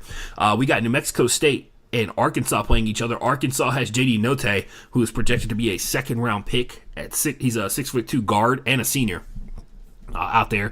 Gonzaga and I want to say Gonzaga. No. Baylor, North Carolina has the most NBA prospects in it, and we'll get to them right after this one. Gonzaga, you probably should know who they have that's an NBA prospect on him. He's potentially going to be the number 1 pick in the upcoming draft. Is Chet Holmgren. He's projected to be number 3 in the draft as of right now, behind Jabari Smith, who we'll talk about a little bit later. Julian Starther. He's a strong forward, 6'7". He's projected late first round pick. He's 6'7". And has potential to be, he's an NBA prospect as of right now. They will be going up against Memphis, who has Jalen Druin from Memphis, who's a projected number 12 pick. And get this one. So he's a projected number 12 pick. The team picking 12th in the draft is the Memphis Grizzlies. And that is one of 3 first-round picks the Memphis Grizzlies have in this upcoming draft, which is kind of insane to think about. I don't know. Sometimes you wonder how much of that stuff is planned, but shout out to the Grizzlies if they wind up getting 3 picks. The highest pick that they have is 12th overall, and the other ones are like 25th and 28th. So pretty good, man. 3 first-round picks, even in an NBA draft, is actually super useful. But this is the biggest. This is the highest profile in terms of NBA prospect games. So this is Jeremy Chakrin, projected to be 24th overall in the draft. He's a freshman for Baylor. And then there's Kendall Brown, number 26. He's a freshman as well. He's projected to be number 26. Sorry about that. North Carolina has a sophomore and a senior. Caleb Love, he's projected to be a second-round pick, which is basically like you're projected to be outside of the draft in certain situations, especially if you're too low in the second round, because being a second-round pick is really tough to be successful as an NBA player if you're coming out of the second round. And then Brody Manick for North Carolina, projected second-round pick as well. Other than that, UCLA's got Johnny Juzang, who's playing against St. Mary's, who's one of the best teams out of the WCC, right behind Gonzaga, right? Johnny Juzang, he's a junior. He's 6'1" or 6'7". He's a projected second-round pick. He's the guy who made all those clutch shots in the NCAA tournament last year and came back for another year to see if he can improve his draft stock. We'll see what happens. But Michigan and Tennessee play each other. Michigan is one of the teams that a lot of people felt like should maybe have not been in the NCAA tournament, and the fact that they are a Big Ten team helped them get into the tournament. Hey, I'm not here to hate. Tennessee has won. Tennessee's having a killer year. They're one of the best SEC teams in the country, or one of the best SEC teams that's in this tournament. They have a freshman, Kennedy Chandler, who is projected to be a bottom of the first round pick, projected to be 28th overall to go to the Memphis Grizzlies, as a matter of fact. Ohio State has in their matchup, they have 2 guys who are projected to go into, projected to be NBA draft picks. Malachi Branham, who's a strong forward, he's projected to be a late first-round pick as well. And then freshman E.J. Liddell, a lot of people have been talking about him, but he's only projected to be a second-round pick when this whole thing is all said and done. And, of course, all of this is open to change as the end of the college basketball season comes around. And then, 2, they play more of these tournaments. A lot of guys, there's a lot on the line in terms of being able to raise their profile. Kansas has a senior in Oche Ajiboji, who is a projected second-round pick as well. Creighton does not have anybody for the first time in like a really long time to pay attention to. But Auburn, who is playing, their opponent actually got decided a couple of hours ago. They're playing against Miami, who pulled an upset against USC, which is the first majorly controversial win or majorly controversial win of the NCAA tournament, because there was a bullshit call where there was no actual foul, but there was a foul call that gave Miami gave them the dub.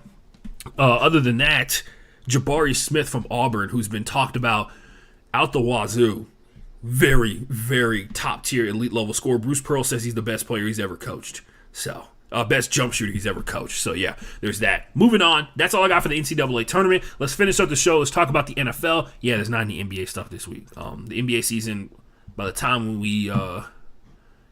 it's coming to an end pretty quick here. We talked about there's 15 games left, which is like a couple of weeks. So, but yeah, I didn't really have too much to talk about other than Steph Curry getting rolled up by Marcus Smart, which is being called a dirty play. Now Steph Curry is out until the playoffs start, which of course is pissing off, like, I'm sure the NBA front offices and pretty much anybody who's a Golden State Warriors fan. I don't think it was a dirty play. I think it was somebody hustling for a ball. And Steph Curry, if he had been diving for the ball as well, his leg may not have been in the way. I'm just kidding. That's actually not true. I think it was just like a really freak incident that happened, because if there's one thing that Marcus Smart is known for, it is hustling and diving at the ball. He is a grinder and grimy. And I say grimy because I feel like grimy is a way to talk about a player who is not dirty, but does things that are borderline dirty, right? Like, I feel like that's an accurate description of what grimy is in sports. So that's the term that I'm going to use. Other stuff going on, NFL news, and then we're getting out of here. We got stuff for free agency. I'm not going to sit here and break down every single signing that happened, because half these dudes, half these guys, most of you guys don't even know. And their impact is yet to be seen just yet. I don't know if you guys heard or not, Tom Brady's not actually retired. The reports of his death have been greatly exaggerated. After 40 days and 40 nights of just being a regular rich white guy married to a supermodel with kids, Tom Brady said that that's not enough, and he's back to playing football. I'm kidding. That's not what happened. I'm sure it's once again, and maybe this is probably the only thing that people would consider to be athletic for me, because if there's one thing that I consider to be athletic about myself, it's my mindset when playing. And I 100% agree with Tom Brady coming back, because he's only coming back because of one reason. He knows he's still got some left. He knows, and I've talked about this on the show before, and I've mentioned it, and I've said it about Quidditch. For me personally, I know it's not a professional sport. I know I don't make millions of dollars, but it is something that I enjoy. It's something that I enjoy training for. Facts are facts. He has something left. He also knows there's going to come a time where he can never play football again. There's going to come a time where he can't play professional football again. That's going to happen, we think, in theory. So far, 45 years of evidence says that time is never coming, right? But there's going to come a time where he can no longer play ever again. And there will be nothing more heart-wrenching, gut-wrenching, than to be sitting there with the inability to walk, the inability to run, which happens to all of us at some point, right? Knowing that you could have played a year or two longer, 3 years longer, played until the wheels come off. Because the wheels going to come off at some point, might as well come off doing something that you have fun doing. 100% agree, without question. Can't wait to see what he does this upcoming season, man. And for all the people, by the way, I play Madden Mobile, and they did like a whole celebration of his retirement by giving out like this ridiculously powerful version of Tom Brady at the quarterback position. And I just want to say, not giving it back. Not giving it back, Madden Mobile. You can kiss my ass. By the way, Madden Mobile's pretty fun. I know a lot of people hate on it because it's like the same game every year, but the game that you're playing is still fun. But yeah, Tom Brady's back. And that is actually one of the quietest things that have happened this week in terms of NFL free agency since the official league year has begun. For Wednesday. Wednesday's the official start of the league year, which was, the 16th. Like we mentioned before, I'm not going to talk about Deshaun Watson anymore. Deshaun Watson has been traded from the Houston Texans to the Cleveland Browns. The official compensation apparently is 3 first-round picks, a third-round pick, and then they will be swapping fourth-round picks, and they're also going to be sending a fifth-round pick back to Cleveland. So there's that. Congratulations to the Cleveland Browns. Have fun with that. That's your thing. Also, just wanted to point out, one of the funniest things that happened in the last couple of days. Green Bay has officially traded wide receiver Davante Adams to the Las Vegas Raiders for a first-round pick, the 22nd overall pick, and the second-round pick, the 53rd overall pick in the 2022 NFL Draft. After a week ago, they signed Aaron Rodgers to the second largest contract in the history of the NFL. I would also like to point out the whole situation, the thing that started all the drama with Aaron Rodgers was about like personnel decisions for the Packers. The thing that pissed him off is like he felt like they were getting rid of people that they could be using to win games. He signed a 4-year deal, which most of us don't believe he's going to make it to the end of as like a professional quarterback. Who knows what's going to happen? Aaron Rodgers has not proven himself to be a person subject to the whims of time as of yet. Just like Tom Brady, like not affected by time. What a life to live. As a matter of fact, many could argue time is affecting Tom Brady just in a positive way, based off of the images that we see of him on a regular basis. But yeah, that is the funny part about it. I saw Packers fans trying to rationalize getting rid of their quarterback's best and number one wide receiver, and saying that the only reason that he was good is because of Aaron Rodgers, which I think to any degree, when you talk about any wide receiver, that is a massive factor into it, right? There are some guys that is less of a factor, and Davante Adams is probably one of those guys where it's a little bit less of a factor. For instance, DeAndre Hopkins. Regardless of who was throwing to DeAndre Hopkins, he was somehow, some way, magically still the best wide receiver for the Texans every year. And it's hard for me to sit here and believe that Davante Adams, his whole ability and his specialty and his strength is solely connected to Aaron Rodgers throwing him the ball. Do I think it's a huge factor? Yes, of course. Aaron Rodgers is immensely talented. One of the greatest quarterbacks we've ever seen. Facts. But to sit here and try and give that much credit to Davante Adams' career, that it comes from Aaron Rodgers, is tough. That's a choice, bro. And many could argue it's the wrong one. Like, if there was I get the whole like signing Davante Adams to like a massive deal that goes along with this one, but the fact of the matter is Davante Adams had cut the Packers a ton of slack throughout the course of his career. Contract-wise, he had cut them a ton of slack because he's been a top 3 wide receiver, top 2 wide receiver in the NFL for about 4 years now, 3-4 years now. That's like for real. That's like a real deal going on there, and they were not paying wide receiver 1 money, not one of those years. So to the Packers' credit, they scammed their way to a ton of wide receiver production, a ton of stuff that they're just not going to have access to anymore, right? They're going to have to figure it out. Alan Lazard, I think he's got his like second round draft pick tenure. So basically he's like a restricted free agent. They're trying to figure out if they're going to bring back Marquez Valdes-Scantling. They got Amari Rodgers on the squad. They got some draft picks now. And a lot of people are talking about how you really can't miss with any of the wide receivers in this draft. So I guess it's time to find out, because the Green Bay Packers are one of the few teams in a situation where they need to be getting all the other pieces around to make a high quality team, right? They have the stellar defense, despite the fact that they got rid of Zadarius Smith. It doesn't look like they're going to re-sign Zadarius Smith, who still has not signed a deal yet. He originally was going to sign with the Ravens, but apparently that fell through. But yeah, man, like they got draft picks to kind of go out there and help themselves when it's all said and done. Robert Tunyon's coming back from ACL surgery, I'm assuming, or is it Achilles? I forget which one it is. Robert Tunyon's coming back this season, so the tight end position may be locked up for them. Well, we'll find out, man.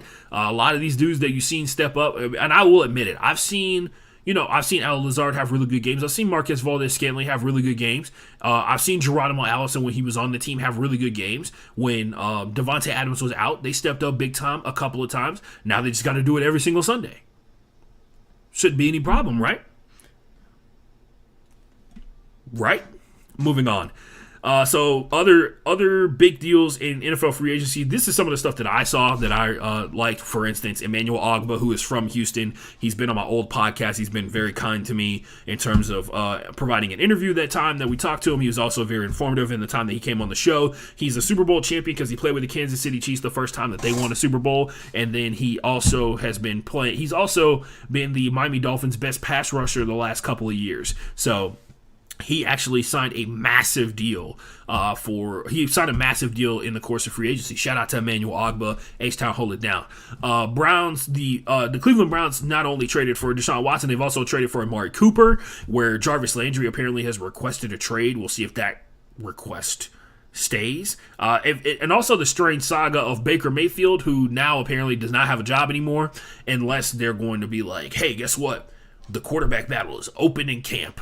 Also, I'd like to point out Kevin Stefanski probably feeling a little bit of the pressure now because everybody keeps pointing out how Jimmy Haslam has never let a head coach make it past year 3 since he started owning the team 10 years ago.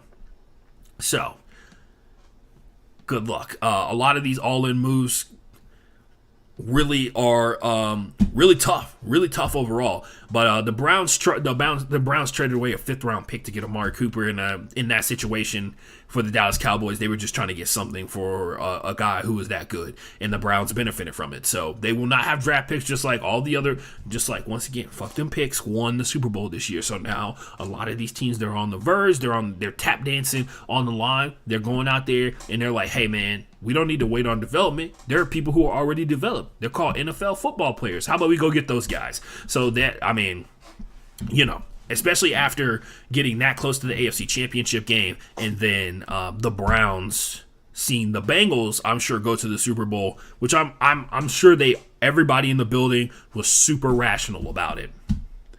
Seeing the Browns, who had a relatively young and new team, go to the Super Bowl, whereas they've been trying to build a juggernaut for years. They've hit on so many draft picks and in free agency and just haven't been able to get over the hump because of the quarterback position being so wishy-washy, the inconsistency of it at many times. And now Baker Mayfield apparently is going to be a hot commodity because there's a lot of teams out there that have a really well-assembled team that just flat out has not they have a really well-assembled team that's just flat out not benefited from having the quarterback that they have now. And Baker Mayfield is a starting caliber quarterback. Is he amazing? Nope. Anyway, Davis Mills just tweeted out, "Let's work," which is the go-to phrase for anybody who is locked into playing football, which is like every football player. Juju Smith-Schuster signed a 1-year deal, which, by the way, out of the 1-year deals that have been signed during free agency, his is the biggest. It's $10.7 million to play for the Kansas City Chiefs. It's a really good replacement, especially considering they have lost Byron Pringle to the Bears. Don't know why you would actively sign up to play for the Bears, but hey, if they're out there giving you the most money, it's gonna be tough, man. Byron Pringle was basically playing the number 4 option because Travis Kelce supersedes everybody within their option tree, and then it's like Tyreek Hill, right? And then Mecole Hardman, they're heavily invested in him as a draft pick. So yeah, Byron Pringle was like the 4th option, and it didn't give him a chance to go out there and make a lot of plays. Even though I will say Byron Pringle, at times when called upon, and he wasn't high. Like there was a lot of times where Byron Pringle was like the number 2 wide receiver in some of those plays, and didn't end up well for the Chiefs. The Houston Texans, this is a trend that I've noticed in NFL free agency. I've actually got 2 of them in here. The Houston Texans signed 7 free agents. Nobody got a deal longer than 2 years. And here's some other numbers that I crunched looking at the Texans roster. There are 6 players on the roster with deals beyond the year 2024. They're all high-end players. They're Laramie Tunsil, Brandon Cooks, who, by the way, has the longest current contract for the Texans. It's like 5 years. Over 60% of the roster is currently on a 1-year deal.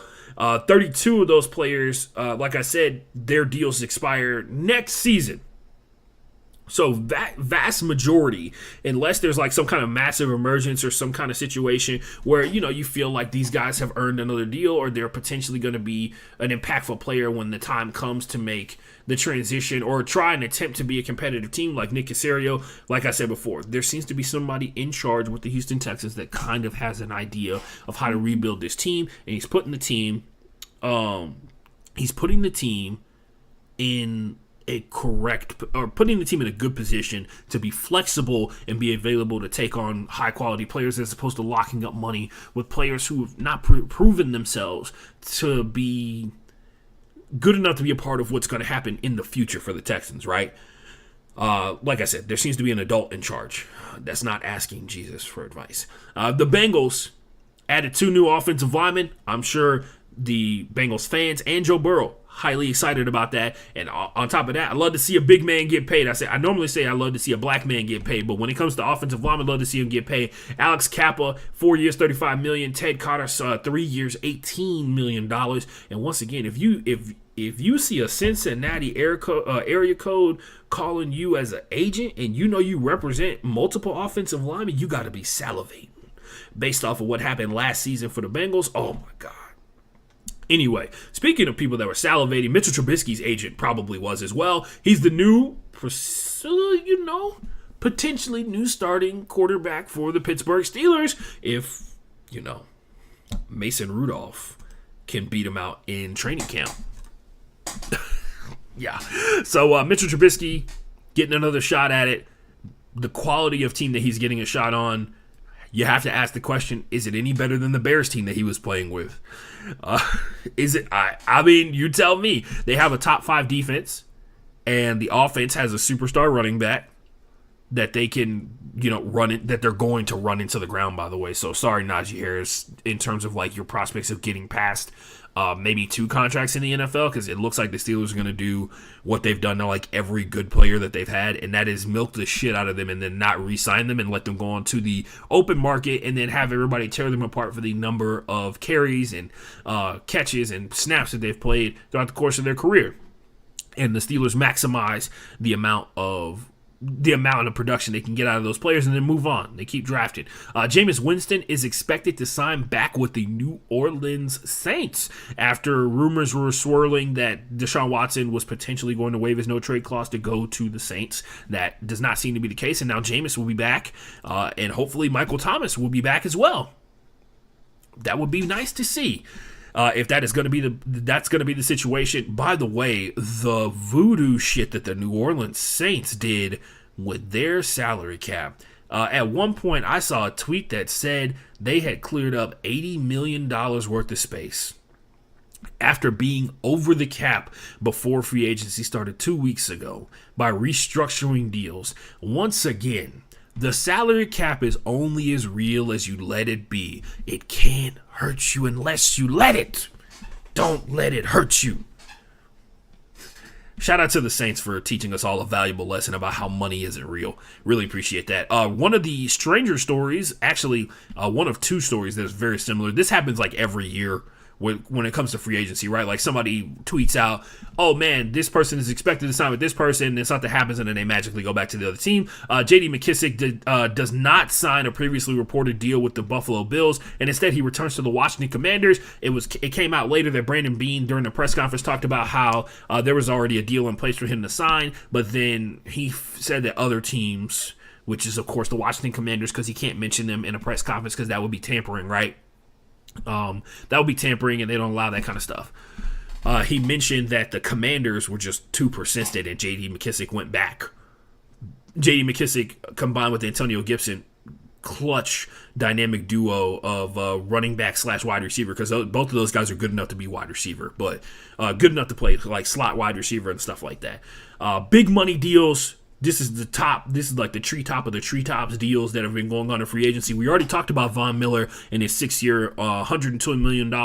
Do not forget, $51 million of that money is guaranteed. And of course, it's guaranteed by like key dates that happen throughout the course of the contract. J.C. Jackson, now an LA Charger, joining up once again. Have yet to see the Chargers address the fact that they had one of the worst run defenses in the NFL last year. J.C. Jackson, formerly of the New England Patriots, now the LA Chargers.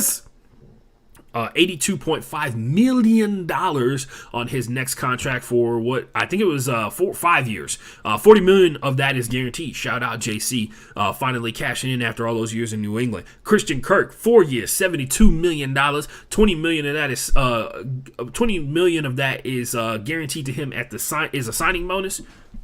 So let's talk about this. This is one that like really shook everybody to their very core. By the way, shout out, everybody passed the test. They blame the Jaguars and not Christian Kirk for taking the money. 4 years, $72 million. His salary this year will be $1.5 million plus the $20 million signing bonus. In 2 years, after the first 2 seasons of this 4-year deal, he can be cut, and it will only count as $10 million against the cap. And this is the catch right here. So even if they want to cut him early, this is the brutal part. They wanted to cut him right now, and next year, he would be $37 million of dead cap space, which is basically a fucking guarantee that Christian Kirk's getting his money. He's getting at least, because the first 2 years of the contract, he has the potential to get $39 million. He getting that $39 million. Shout out to the agent. Flawless execution on that one. Randy Gregory, who was originally going to sign back with the Dallas Cowboys, is now the second largest pass rushing contract of free agency. He is signed with the Broncos, who lost Von Miller to the LA Rams in the course of a trade. The biggest 3-year deal, which is, by the way, the second largest or third largest contract in the pass rushing category. The biggest 3-year deal out of all the players who signed 3-year deals is Chandler Jones. 3 years, $51 million. Supposedly, this is like a $20 million a year type situation, and then it tails off at the end. Chandler Jones proven himself time and time again to be one of the best pass rushers in the game. Apparently, he is really good friends with Max Crosby, which is good because they're going to be very familiar with each other as the Derek Carr, like everybody gets a friend. Max Crosby gets his bro Chandler Jones, and now Derek Carr's going to get his buddy from college in Devontae Adams. That's really good. They also did that thing where many would say, Zay Jones is no longer on the Raiders, and they replaced him with Devontae Adams. A lot of people will say that's a pretty good replacement, and they still have Darren Waller, who's like a top 3 tight end in the NFL behind George Kittle and Travis Kelce any given day. That's all I'm going to talk about in terms of stuff going on this week in sports. And I appreciate everybody for joining me here on this little program on episode 185 of the Broke Boys Sports Podcast. I'm Ashton Gene Lewis. You know what I'm going to say. Wash your hands. Wash your ass. If you have the ability to take an entire shower on a regular basis, please do it for me, for you, and for the people who love you, and for the people who hate you. Don't forget to tell your friends, tell your enemies to follow me on Twitter at FB_playbook. Follow me on YouTube at Broke Boys Sports. You can follow me on Instagram and on TikTok at The Ashton Forever. All that good jazz and more. Shout out to everybody who tunes into the show on a regular basis. Shout out to the people who will tune into the show on a regular basis. And also to those of you watching in the near future and the distant future, shout out to you. What else do I normally? Oh, right. This is the part where I say, go home, Roger. And as you guys know, I'm already late for something. So, I gotta get out of here. Bye.